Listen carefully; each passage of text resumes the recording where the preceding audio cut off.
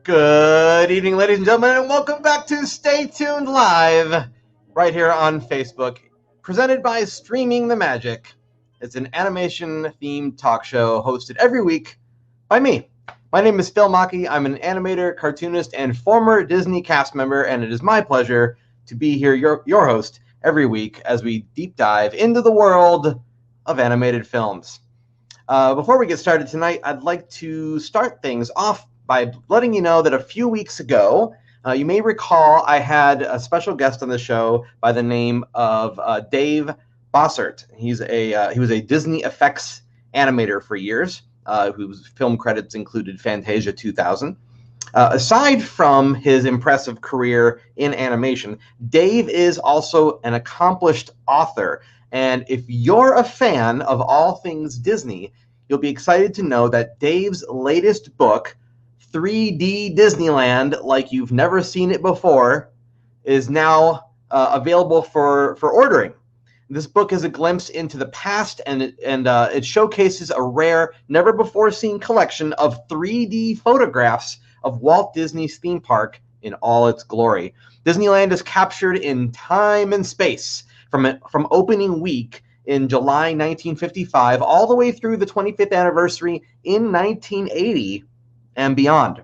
There are photos of attractions that no longer exist, like the Skyway to Tomorrowland and the Skyway to Fantasyland, the original submarine voyage, Conestoga wagons, and the original Tomorrowland, and much more, along with vantage points that have changed dramatically over the years.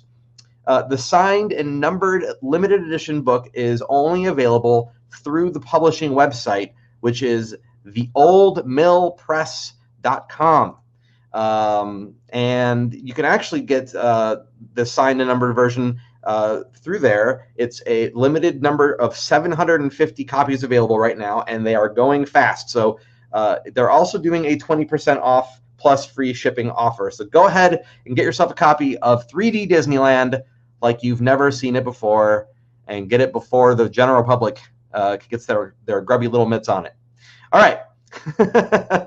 Enough of that. Enough of the advertising. We're going to get to the meat of our show now, and I'd like to first of all give a little introduction because you guys are in for a treat tonight, as I welcome a former Disney animator who has recently started his very own animation studio.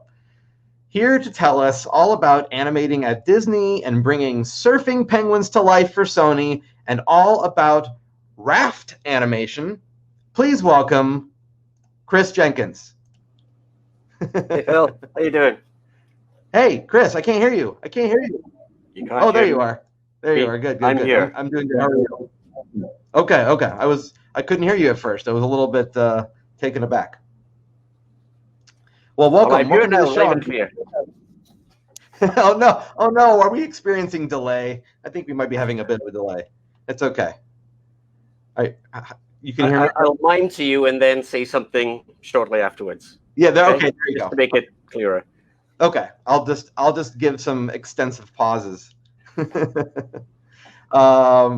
well, we'll get started here. And first of all, I wanted to say, before we talk about your new studio, because I'm really, really excited about that, I feel compelled to bring up Roger Rabbit, because that movie was such an important film for me, and for Absolutely. you. For me, yes. For you. So tell us for a lot of people in London, it was a very important movie. It's my first movie, 30-something years ago now, and it was possibly the most uncomplicated experience.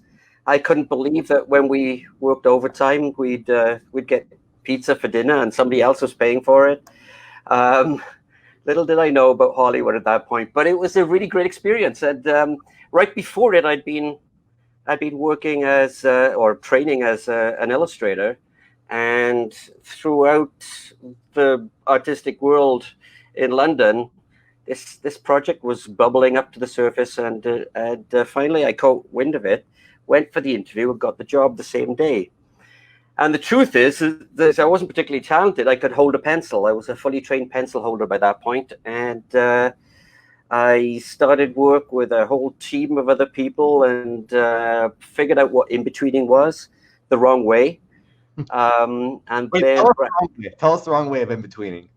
the wrong way is to have the drawing that you're working on between the papers that you're supposed to be in-betweening. So if you have keys, you're supposed to have the main action here, the second action there, and you're drawing right in the middle of them, right?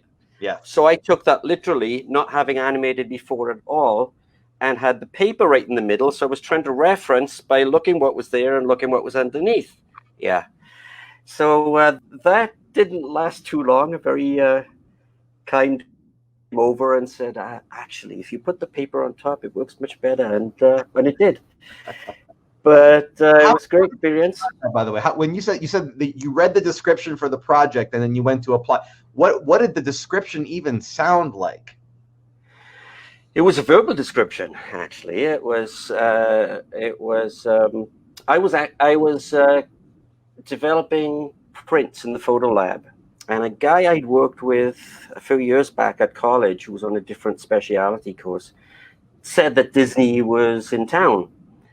And because I loved everything to do with Disney, my ears must have stood up on top of my head. Actually, I looked like Roger Rabbit at that point. But I was just really curious, and I asked him more about it. And he said that, yeah, they're doing some new movie, and they're looking for people. You know, they're looking for people who might have some artistic experience. And so I honestly didn't expect anything from it. I went to the interview, and I got the job in the interview, and was sort of stuck to animation from then on. It was great. It was I was really lucky. A lot of us were lucky at that point, but you know, I'd never animated before, so actually just finding out that I was good at it was as much of a surprise to me as anyone else. Oh, good. Well, you took to it like a duck to water, and I used that. Yes, indeed. I see where you're going. Yeah. We'll come back to that. But did you have one more Roger Rabbit question? Did you have any, like, when you were working on the film at the time, were all you animators sort of talking behind the scenes going, man, this is going to be the coolest thing when this comes out, or were you thinking it was going to completely tank? I think that we knew it was something special. We certainly knew it was special when we were visited by people like, you know, Steven Spielberg and Jeffrey Katzenberg. I was in awe of meeting Richard Williams on, I think it was my first day, and it just kept establishing itself as, this is a big deal. You know, it's never been done before, quite like this, and what a movie to start on. I mean, it was great. So you continued with Disney after that for a while, right? Oh, for a long while, yeah. I finished out in London and then was invited to come to the States. And how scary was that, by the way, coming here? How was it?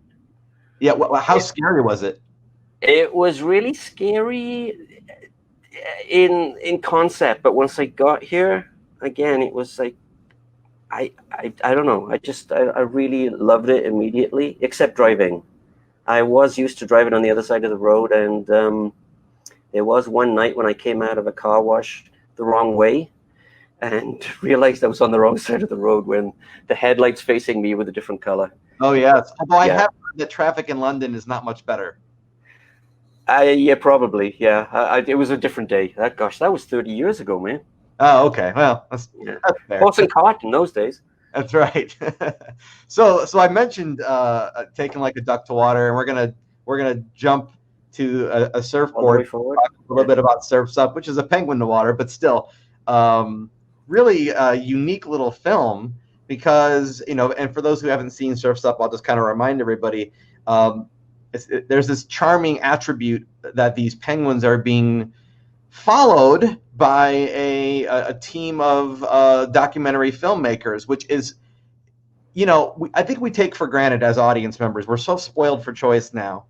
Yeah. But if you stop and think about it, it's almost like you made a film within a film, because you've got the main film that you're making, and then you've got all these moments where you have to go back and you show old footage from the old days of surfing, and all these old films that don't exist, you're making it up, and so you're making these films within films.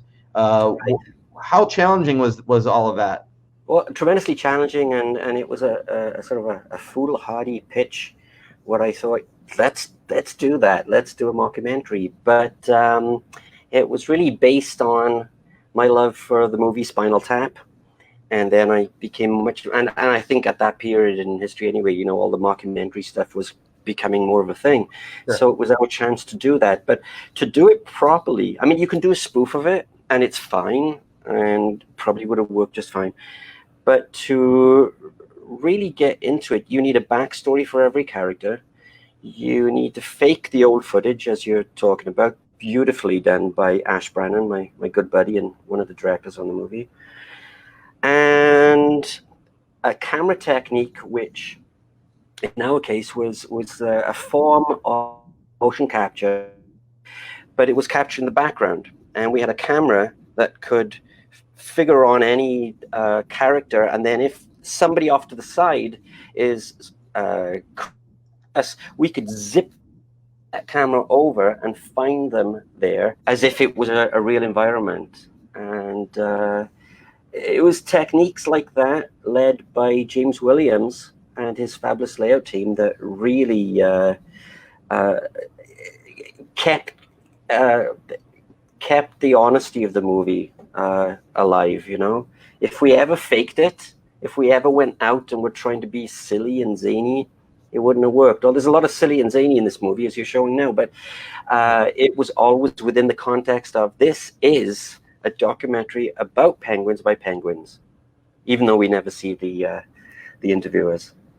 Yeah, and I think the key, and you guys really nailed it, I think the key to solid comedy is that the characters who are in the comedy they're taking themselves seriously, Yeah, for the most part, that was because we constructed it like Chris Guest has constructed his movies. Sure. And that was by knowing that we needed to hit certain marks, plot lines, because there is a plot, but allowing the actors then, based on all the sort of rehearsals we had done and all the deep information we had done for each character, they could act that person, or that penguin in this case. So, we had Jeff Bridges and Shia LaBeouf and Zooey Deschanel, amongst others, and they were fine actors that were just loving the opportunity to really, really get into the characters and make things up and have fun. Now, you wrote the film, so I'm sure when you were during your time at Disney, you picked up a few tips and tricks about how a lot of the classic films at Disney weren't too heavy on a million plot points. They just kind of let the characters have room to be with each other in the moment. Is that something that you took into the writer's room when you were creating the script here? Well, first of all, I was one of the writers. I worked with Don Reimer, who has since passed, a wonderful friend, wonderful writer, and Chris and Ash. Chris Buck, of course, from Frozen, and Ash Brannon, who's done a million things, Toy Story 2, for example. And we created this together. I had the concept, I had the idea, I had the notion of putting the character on a journey that took him from his home, a small little place, just like where I grew up in Wales, and went into the big lights of the sort of the world of penguin surfing in this case. But it was sort of autobiographical, because for me to come from the tiny little place into Hollywood was a parallel. And so it was sort of autobiographical. The notion of working with Disney certainly has given me everything in movies, and I think still to this day, you have Disney knows how to tell a simple story, and it will always get bigger, no matter how simple the log line is. It'll get bigger because the story artists will bring all the wonderful fun to the characters, and you want that. You and people crave that. It's that's the other world you make. But what I did learn from Disney was that was always informative. We did, on Surf's Up, we did a lot of improvisation, as I said, and we captured the performances we got, and then we went back to the editorial lab, as it was, with Ivan Balancio, novelist editor, and we took everything apart and listened for the best takes. Now, they may not have had the same liberty early on in Disney, but the idea of capturing a performance that is different to what you might have expected actually happened for the first time on Bambi. And it was with the little kid that was playing Thumper. And you probably know the scene. It's the one where Thumper's saying, or Mom says, you know, Thumper, what did your father tell you this morning? He's like, if you can't say anything nice, beat, beat, beat. Don't say nothing at all. And the editor, from what I learned, was going to cut that. But I think it was Frank Thomas in this case. I might be wrong on that. But Frank said, no, that's it. That's exactly what we want. Now, the truth is that the little kid that did it was probably 4 or 5 years old. Tired out, he'd been recording all day. And he was bored and he wanted to go home. So when he said, if you can't say anything nice, don't say nothing at all. But it was perfect because what it did in the movie, as we know, it feels like this little guy that's like, oh, do I have to say that, Mom? Mom, don't make me say that again. And you know, magic is born of it. What you and I think sorry, life is what you're describing here is that the vocal performance having an illusion of life that then the animator can then mimic and marry the two together. Absolutely. And I think Disney's always done that super well in finding the right performances. And in many ways, it's really why features and TV are different, because a lot of times you have more time to develop the character, and you can observe moments like that and hold on to them and put them up on the screen. I'd like to do it with shorts. I'd like to do it for TV these days. I'd love to do something where, not unlike Surf's Up, we go down to the beach when we're all able to again, and talk to people about environmental issues, and in a sort of a creature comforts like way, yes, take that and animate it with different animals, and you know, once we're laughing at something, we are taking it in. Sure. You know, if it's presented to you in a sort of an Al Gore-like way, you're not necessarily. I mean, it's brilliant. Don't get me wrong, but it kind of isn't getting across. You're sort of looking away. You're looking for something else to do because it feels bad. But if you're feeling good and you're laughing, you're taking it in. So what you're describing is maybe not getting so heavy-handed, but having the intention behind the project being a noble intention without beating the audience over it every 5 seconds. Yeah, never be didactic. Never tell them what they're supposed to feel. Let them laugh, because laughter is like an intravenous, you know, injection. It just gets in there, and then later you'll be doing something else and you're laughing at it. And you go, wait a minute, maybe. So yeah, that's what that's what the new company's about. Actually, that's what we're attempting to do through some of the new processes. Yeah. And we're going to talk about Raft here in just a moment. Before we do that, I kind of wanted to talk a little bit about Duck Duck Goose on Netflix, which I just watched recently. And I went in with no expectations. I don't think I saw a trailer, or if I had, it had been a long time. But I've got to say, it's visually very pleasing to the eye. That was my most surprising takeaway. Was I was kind of amazed at how beautiful that the film is. Well, I think you might have been the 4th person to see it, so I'm glad for that input. The 4th. It's a beautiful movie, and it suffers from a lower budget than a feature normally has, which is to say it doesn't have quite the same attention as features have. Like in Pixar, I understand that they will revisit things many, many times to get it right. Myself, as the writer and director of this, and the fact that it was being created in China, I had to sort of rip things off the photocopier to give to the artist concerned, and I didn't even have a full script yet. So It's a beautiful movie, and I love it, and I'm proud of the accomplishment, and I'm amazed that we actually got a movie finished from it. And the performances are outstanding, and I wish I could go back over it and not have quite the sequencitis that it has. That said, it stands on its own, and because of P&A funding issues, it never made it to the theaters, unfortunately. Can you explain? I want to dive into those two things you said there. One, you said scenitis. Can you describe that? Can you give a definition of that?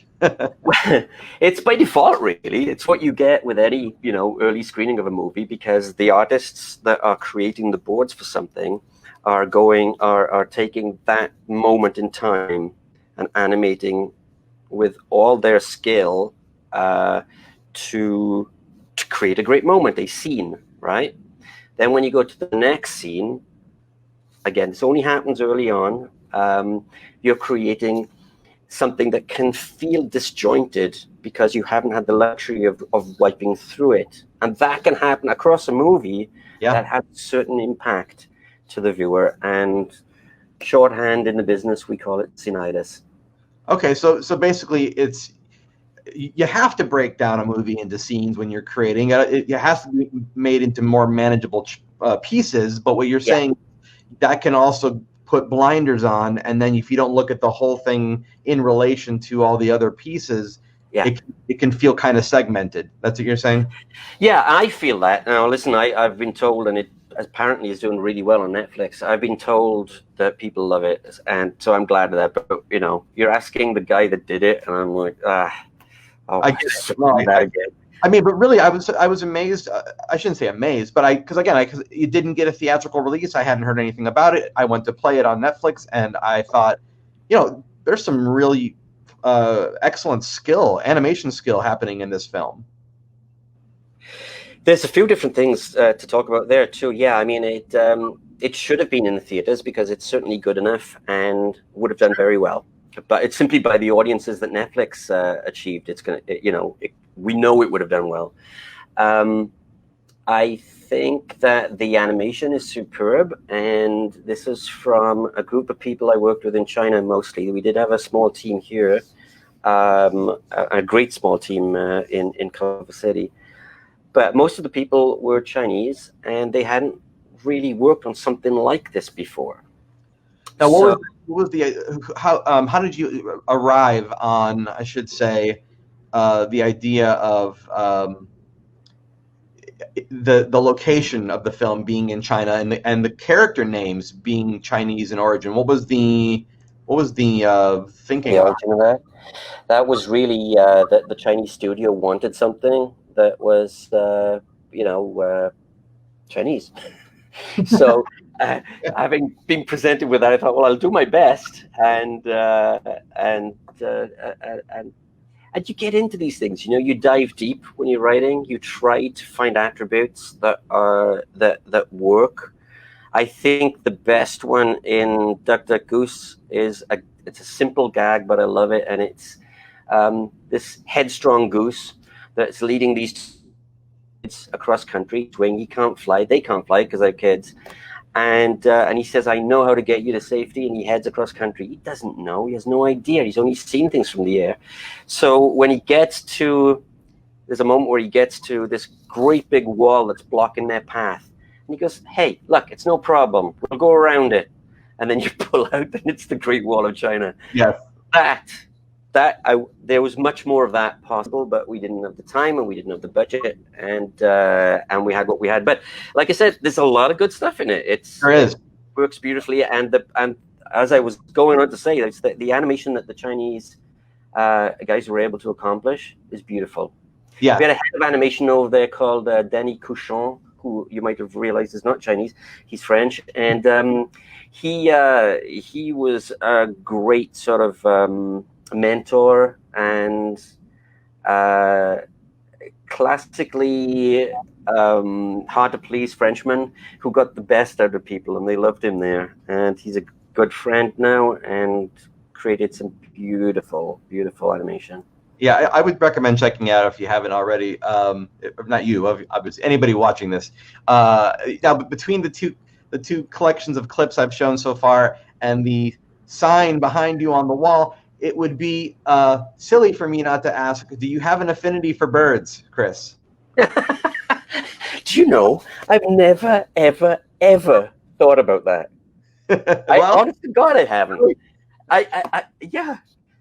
Well, wow, I feel really stupid now. Thanks. In your resume, it's a lot of birds. Well, I did. I worked as a wildlife illustrator. I trained as a wildlife illustrator, right? More technically, it was called scientific illustration. Yeah. What that meant was you'd paint every scale on a fish or every feather on a bird, and it had to be accurate because before the days of computers, yes, I go back that far. It was necessary to have, you know, an artist that could create a perfect representation of life, and I did a few, you know, bird paintings at that point, but no. It's not on purpose, I promise you. It just, it's a flight of fantasy. I see what you did there. Yeah. Well, that's you know, I guess now that you know that, now that the cat is I'm going to start working on an ostrich movie tomorrow, just because you said it now. I mean, if you didn't, it would it'd be like you were burying your head in the sand like an ostrich. Touché. I have to do the pun thing. Okay, so we go from a tale about a rabbit, Roger Rabbit. Yeah, he wasn't a bird. You might have noticed that. He wasn't a bird. No. But he did see tweeting birds when he hit his head. This is very true. Maybe I was affected by that. Maybe a tweeting bird. So then you go to penguins, then you go to these geese and these ducks. And now we head into Raft Animation, which is a very it's a different idea. Different idea. Tell us all. It's a different idea because as an independent, by the way, I'm starting a company during the worst virus this country's ever seen, so wasn't planned that way. However, the company aims to show the world and wildlife and issues of the environment in a manner that, well, as we were talking about earlier, it makes you laugh, it makes you feel good about things, and hopefully what it will do is it'll takes just one kid or two kids to actually want to be stewards of the environment as they go on. Animation does something really very important, doesn't it? I mean, my imagination, and I still have dreams about flying like Peter Pan, or, you know, whatever it might be. It's just that it works on the imagination in a particular way where anything can happen. And if that's the case, then what we want to try to do is to have people believe that they can literally, in this case, change the world. Obviously, it's much more complex than that. But we're talking about families and kids and being able to raise issues that they can discuss together, that they can feel good about together. And again, little things make a big difference. Chris, can I interrupt you for 1 second? Sure. Because I showed a clip of Duck Duck Goose, the video has been blocked due to the copyright violation. I'd like to pick up where we left off. I'm going to start a new stream. Is that okay? Sure, man. Whatever you want. I don't want to lose what you're saying right now. So okay. I'm going to end the video and I'm going to restart it. Here we go. 1 moment.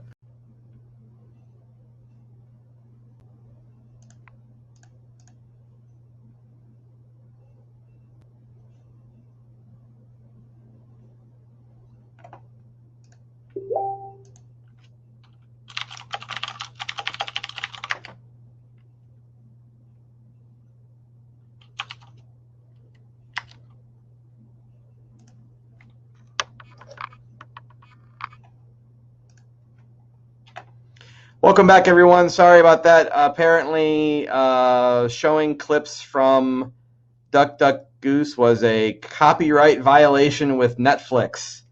So thank you for your patience in coming back into the stream. We're going to pick up where we left off with Chris here in just a moment. I genuinely appreciate you coming back. Thank you so much. I'm going to try to get Chris to come back on here, and we're gonna pick up where we left off. And please, while we're waiting for Chris, please do your part if you like this show and share it with your friends and share. This is part 2, but still, go ahead and share this clip. Tell people about it. Invite them to watch it. I would genuinely appreciate it. And all that jazz. So I think Chris is going to be coming in here in just a moment, and we will pick up where we left off. My sincerest apologies in losing that stream. Again, showing clips from Duck Duck Goose apparently was a Netflix copyright violation. I did not mean for that to happen, but that is exactly what happened, and sometimes that's what happens. So, yeah, I don't know what I'm going to do in the future. Maybe I will not show clips from movies, I guess, in the background. Yes, we were back from break. Thank you, Ryan. Back from break. Oh, goodness gracious. Well, hopefully we get back started here again. Oh, boy. Yeah, let's see here. All righty. Well, in the meantime, I want to let everyone know, if you do have questions for Chris, please feel free to put your questions in the comments, and we'll get to your questions here in just a few. Oh, Chris is back. Hey, Chris. Hi, Phil. Sorry about that. Oh. How are you? Hey, is that okay? No, it's okay. So apparently, yeah, you're good. Apparently, I can't show Netflix clips without getting a video blocked and prevented from. Well, Goose, they're worried about a 5th person seeing it. I think that's what it is. Okay, so we're gonna pick up where we left off, and you were telling me something great that nobody else could see because it was just you and me talking for a few minutes there. Well, it was fascinating, and I've completely forgotten what I was saying. I believe you were telling me about Raft Animation and what the mission behind that is. Right. So the idea is, much as we were talking about earlier, is that all information is better when it's presented positively, when it's presented as a challenge and a great thing, and we can do this together. And Raft Animation is all about that. It's not pointing out environmental problems per se. I mean, we know it's a much deeper conversation, a much bigger problem than answering glibly. But if you can appeal to families with a simple message that's also funny, then I think you have a chance to inspire young children, particularly, to want to do something that it can be different, and they can connect with cartoon characters to change the world. Excuse me. Why do you suppose animal characters in particular are somehow more relatable? Well, that's a subject we could talk about all night, but I think that they are. You have 30 seconds. No, I'm kidding. I'm just. In Japan, everything is a life, right? It's a Shinto religion. Animals imbue certain characteristics about us. Rocks, trees, stones, they all do. And in animation, even though we're not setting out to do that, there's something fundamental in people that can hear the story better through, and at least children can hear the story, understand it better through an animal's path. I think it's probably because we empathize immediately. We don't need to be told this person, that person, it's a good person, it's a bad person. I think we will think that, just as with a teddy bear, this is good. I think that's what's going on. Okay, so yeah, so the combination of maybe innocence with humor, those two things kind of they do a really good job at breaking walls down, emotional walls, and then we're more receptive to whatever message that is going to come across, is what I'm hearing you say.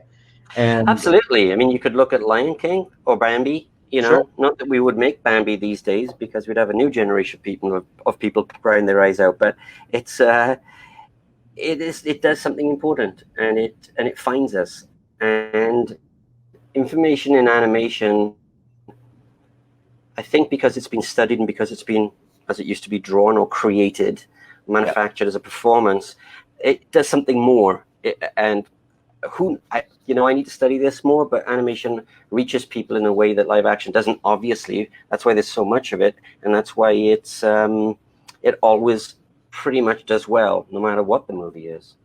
That's an interesting point. How do you feel about when there are projects that arguably could have been done live action, but the choice is to go animated anyway? Do you think that that's maybe they're missing the potential of what animation can do, or do you think they're doing it because there's, like you said, a sort of instant acceptance?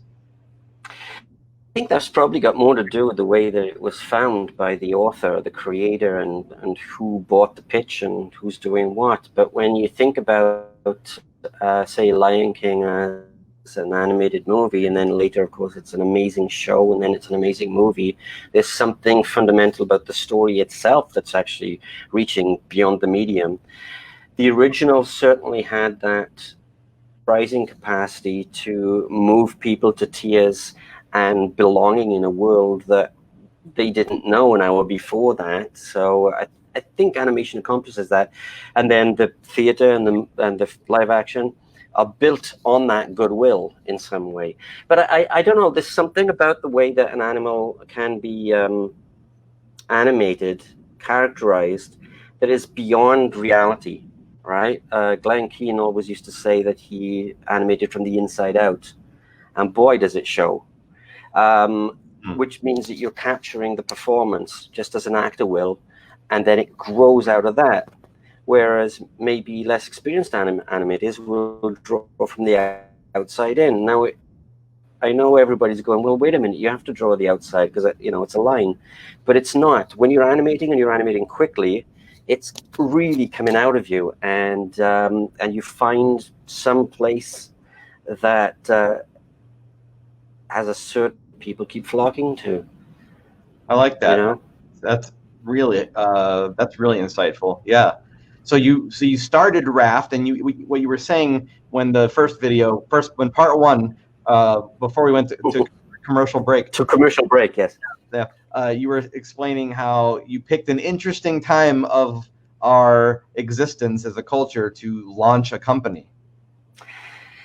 Well, yes, clearly, and people are hurting all over the place. So anything I say next is not underestimating anything. And my family has its own fears, just as everybody else does, and we try to move beyond it and try to be happy because we must, and go on. But what happened during the initial stages of the COVID virus, outside of all the fear and what we felt as humans, was we were shut down. And during that period, as people will have seen from news and YouTube videos, animals who normally don't do this were coming out onto the street and going, "Hey, there's no humans around. Let's have some fun." Yeah. And it's beautifully sad, or sadly beautiful, or just like optimistic in a sense, because as the skies were getting bluer because we weren't pumping car exhaust into them, right, or the seas were becoming clearer, or as in Southern California, the red tide, so-called, the phosphorescence was bigger. It's because we weren't there to dampen everything down. And that's interesting. Obviously we can't, and we won't do that forever. But the notion that Mother Nature can heal itself so quickly is a big stinking deal. Yeah. And again, I know enough about ecology to know it's really not that simple. But it is a message of hope. It presents another way of thinking about things. It says that you don't have to look at what the, I'm getting all technical now, but you don't have to look at what the scientists say we have to achieve by certain dates. We see something happening, and it provides a visual and a very real example of how it could be different. Wouldn't it be great to step outside and that you're not breathing in, X amount of particles of exhaust or lead or whatever it might be? Yeah. So we looked at that, and it inspired us to create a short that we're doing right now. And it won't all be about COVID animals. for want of a better word. It'll be about how Mother Nature can fix itself if we just give it a little hand. If we just say, all right, maybe this isn't just, it's not outside of our reach. It's possible. So how is it possible? We clean up after ourselves. And I made an analogy of my kids cleaning their rooms, which is laughable in a way because they never do clean their rooms, but the idea is still there. We have the possibility of cleaning up our own shit, and we can do it well, and we have a better world for everybody. So right now we are working with an excellent group of animators, and this is all unplanned. This is actually getting back to what you first asked. We're working with a company in New York, Alchemy Effects, and we're also working with a great animation company called Lagoon Black, and there's an animator there who his name is Daryl Vasquez, and he's just an A+ animator. And then from there, he's leading the animation. Then we've got people in Santa Cruz, we've got people in Canada, we've got people somewhere in LA. All working in a room on their own, creating beautiful animation that Daryl is putting together. I direct during director times. It goes to New York, gets put together with all the technical stuff and the effects, and we should be able to get this out in about 3 weeks. Now, what that tells you is, largely because there was no two people in one room at any point, is that animation is still viable as a medium, even when you don't have a studio. Now more than ever. I directed most of Duck Duck Goose by remote, actually checking in with China. Sure. And learned how to connect with people that way. And it was great.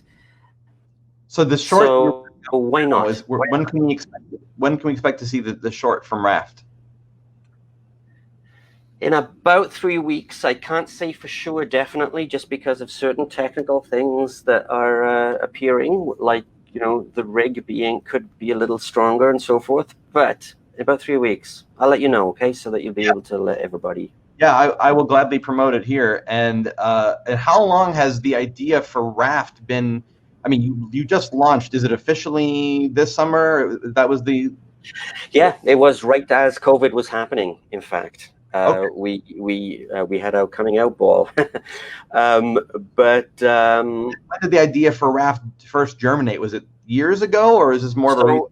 My partner, Michaela Hart, I feel like I've known her forever, and she's a producer. She's worked in TV, international animation production, worked with Nickelodeon and places of this kind, and we just hit it off as friends. We met at a party. I'd recently done a script for a studio, and she was there with another friend who I knew because she was one of the cast voices on Rio.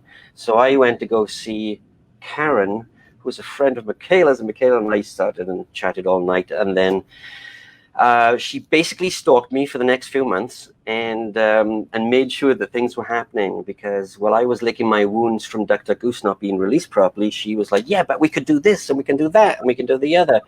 And that was in 2018. And then through last year, we made a pitch to the World Surfing League about doing the kind of thing that we had done with them on Surf's Up, because they were very much involved. And from there, Raft was born in a wider field of, well, this could be something more than just about the oceans or about surfing or about, it could be a vehicle to really tell stories that open up people's eyes. And Sure. And then along came the virus, and here we are working remotely with everybody. We didn't know that part of it, but it's working fine. I imagine, and I'm glad it's working fine for you guys, because that lineup, like you said, it seems to have lined up kind of ideally in a way. I mean, not ideally, but you know what I'm saying. It's hard to say that when you realize where we're coming from, but I know what you mean. Yes, it is. But the opportunities to highlight, global warming, right, is a wonderful thing in a sense, because just as we're, isolated now, if the full effects of global warming happen, there'll be another kind of isolation. And there's all kind of parallels you can relate between, people getting sick and the Earth getting sick. I'm sure there's all sorts of things. Very much so. And there's a lot of potential, I imagine, there with partnerships with the Association of Zoos and Aquariums and all kinds of wonderful organizations that I'm sure would love to partner with a company that's nature centric. I hope so. I hope Yeah. so. I think that people, as we continue, will see the possibilities of how animation is able to highlight certain things. Yeah. So we mentioned a little bit ago about how Duck Duck Goose, by the way, didn't get theatrical release. I'm just curious, is there anything that you learned from that situation that now going into Raft that you're like, okay, we got to avoid da da da da da da so that we don't have this sort of a thing happen again? Is that question making sense? Oh yeah, absolutely. I don't know that there's anything that can be done. Otherwise, you make choices about the studios you work with, the people you team with, and you are professionally committed to having fun. It sounds stupid, but on Surf's Up, probably the best movie I've ever worked on in terms of the team and the people that were so excited to be there, and doing story meetings down at the beach because why not? Just sound effects us, as does the smell of the ocean and all those kind of things, and it meant something. And then having surf days where we take the entire team, so everybody gets to feel what it's like to sort of stand on a board, mostly fall off, but yeah, I think you have to have fun on these things. Animation, particularly, pretty much all the way through Disney, the studio knew how to make sure that everybody was having a damn good time. And I haven't been there for some years now, and I miss it. I still dream about it, but they did know how to make sure that how everybody felt included, and that we were all in it together, trying to make a great movie. Certainly came back on Surf's Up and working with Sandy Rabins and Penny Figelman Cox, who were heading up Sony Animation at the time. And it was Sandy that acknowledged that even though Surf's Up at that early point at the studio, it had sort of failed. It was sort of very, very much kind of, well, let's just say the story didn't work. But I had this idea stick in the back of my head about reality TV as a sort of an idea, or a documentary, and that's actually goes all the way back to Roger Rabbit, which was an animated movie made in a different way, or live action animated. But there's a marvelous technique with these amazing artists. You can do more than just tell that story in that world or that story in that world. What about all the different techniques you can think of? Nothing really stops you in animation. So at that point, it was a feature that was a documentary that we should observe, and we should try to make a movie, because it's funny. It's just funny when somebody is delivering a line straight to camera and then go, "What did you say? Huh?" Yeah. And then looking over there, right? And you have to plan for it, so it's not really happening in real time. But to fake that was a wonderful opportunity, and another great way to do an animated movie. There's tons more. I hope there is tons more. I want to ask one more question that I've got kind of in my brain here, and let everyone know before I ask this question, if you guys have any questions for Chris and want to jump in before we close out, please put your questions in the comments, and I'll go ahead and see if I can get to them. But what I wanted to ask you, Chris, is, so you're in a unique opportunity to have worked for, one of the, well, first of all, I would say the premier animation company in the world, and then also for Sony, which in its own right has been doing some marvelous things. Yes. And what do you take from? Because I know every studio is different, every pipeline is different. What do you take from each of those situations that you now say, let me imbue this, a little bit of this and a little bit of this, into my own studio? Well, it is definitely, without question, mostly from Disney. I was trained from the time I left college to all all the way through 2001 when I left. And I left at a point where the studio was still trying to find John Lasseter. So it was an in-between time that where Peter Schneider and Schumacher had left, and an intermediate point at which the studio was still trying to find itself. So I already had a sense of the way in which movies were found, the way in which the potential of the sort of almost solid core of an idea could grow things out beyond anyone's expectation. I was at the time lucky enough to know Joe Grant too. He was a big supporter of mine, and he became a very good friend in a very short period of time until his unfortunate death.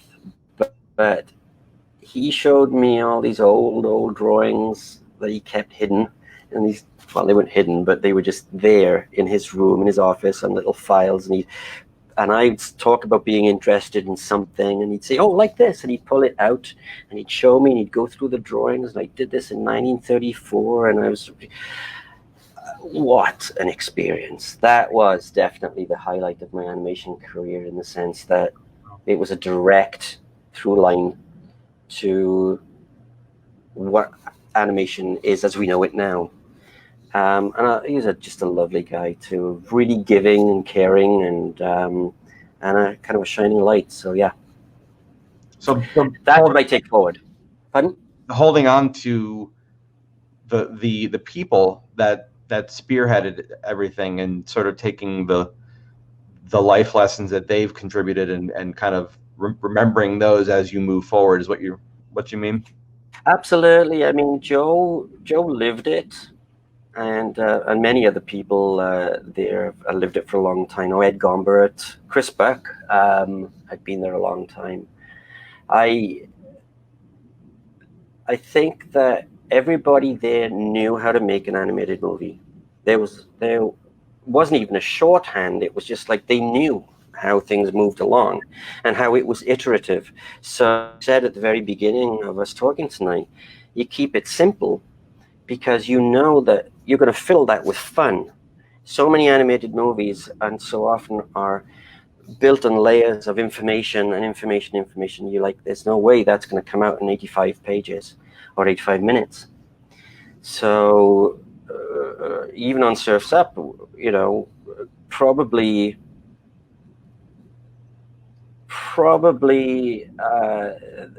I didn't really know the effect of this in go from the very beginning to the very end, but I said we must keep it simple. It's about a guy who's kind of big-headed about what he can do, thinks that he can beat everybody in the world with his technique, to an island in a big competition, and wipes out.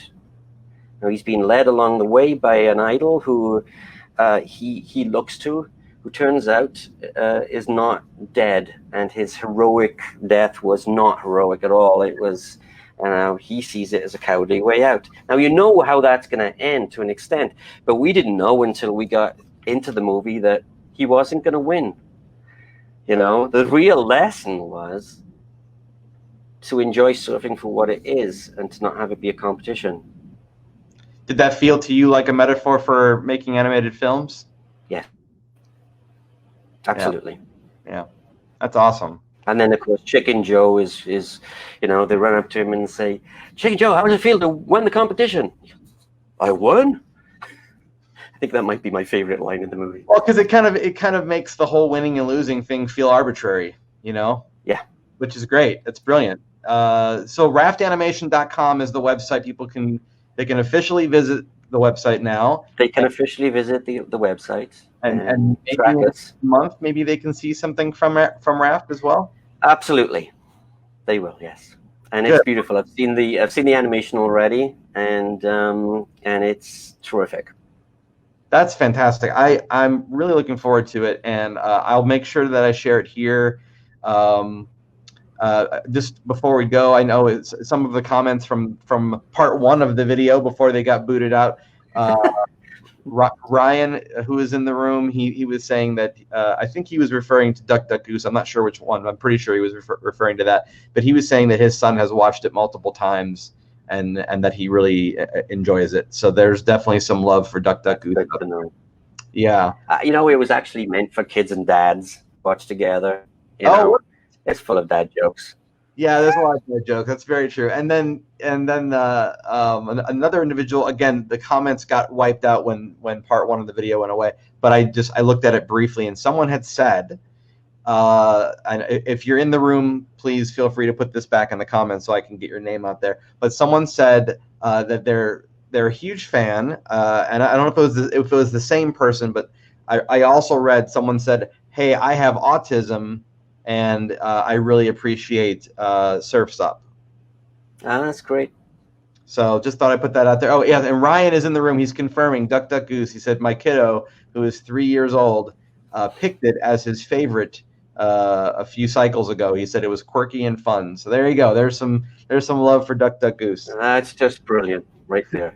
Awesome. Before you go, Chris, I just want to ask how, without getting, I guess, too technical, how is there a life for a film if it didn't hit theaters and goes to Netflix? Is there a way for a studio to recoup their cost, or is it sort of like, well, we count our losses, maybe we'll do better next time? I wouldn't know the numbers for Iron Giant. Surf's Up was called the CG Iron Giant because we had some issues with it being seen on its first release. It's hard in today's marketplace. You need to be out in front of people, otherwise it can pass by. The only thing I will say is that the life that Surf's Up has had beyond its release is that it was nominated as the #1 best surfer movie ever by Surfer Magazine. Chicken Joe was nominated as the best surfer. I beg your pardon? It was Oscar nominated, right? Oh yeah. Yes. It was Oscar nominated, which freaked me the hell out. I got around about the same time I got a letter from Paul McCartney saying that he and his daughter loved watching it together, which might have meant more than the Oscar nod, in all honesty. And it's got many fans. I'm gonna sneeze again. Excuse me. It's got a lot of fans and people who really love it and know it, and they comment on the deeper things. They also comment on Chicken Joe, and particularly the moment where Chicken Joe, empathizing with Cody, says, I never really knew my father either. And we show Uncle Bob's chicken bucket. You have to see it to know it. I kind of feel like there's this thing with comedy where you can have a character kind of steal the show, and maybe that wasn't the intention when they were written, but it just sort of happens. You know what I mean? In every animated movie I've ever worked on, there is always a character that steals the show because the main character has to carry the arc of the movie, and there's seriousness and there's doubt and there's release in that arc usually, right? There's a character that needs redemption, so you follow that path. There's a character trying to find something, but like in Jason and the Argonauts, as a story that finds the golden fleece, but it isn't what he was looking for. The sub-characters, you have more time to play with them, usually.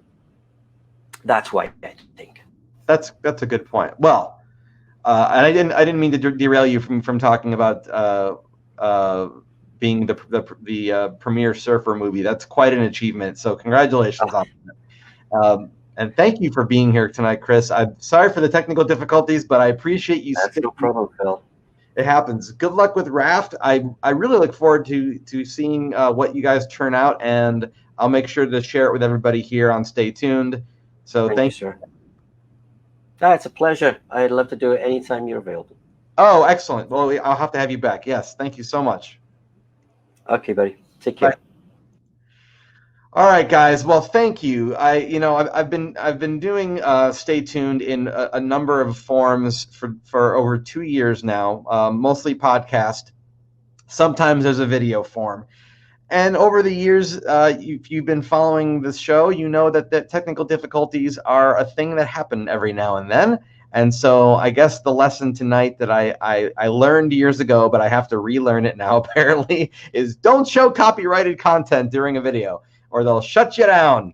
So I'm trying to make sure not to do that again. I know it's entertaining to have, the animated sequence up on screen while we discuss it. I know that's super entertaining, and I love doing that. And unfortunately, I may have to stop doing it unless I find a way around it. But I do want to thank you guys for being with us tonight and sticking with us. Please check out Duck Duck Goose on Netflix. Of course, you can rent and buy Surf's Up if you can. Search for it. I don't know which platforms it's streaming on, but I know you can buy a Blu-ray copy of it. And then go to raftanimation.com and check out Chris and see what they're cooking up in the next month, I would say. But until next week, thank you guys for being here. And I'd like to thank all of my patrons. You guys support me every month, and it really does encourage me to keep the show going, and it helps make it possible for me to keep the lights on. So if you enjoy these free weekly shows and you'd like to support them, please visit patreon.com/Philmachi, and you can learn more about the various reward tiers, and you can even sign up today. While you're at it, please check out my original comic books. Yes, that's right, my original comic books at philmachi.com. And you can also reach me online and say hi to me on Instagram, Twitter, and Facebook under the handles of either Philmachi or Retail Sunshine, which is the name of the guys behind you. Once again, if you guys are interested in being a part of the community that is surrounding this show, there's a group on Facebook called the Stay Tuned community page. So go ahead and visit that at facebook.com/groups/Stay Tuners. I've been Philmachi. You've been a wonderful audience. And until next week, keep those eyeballs peeled, those ears open, and be sure to stay tuned.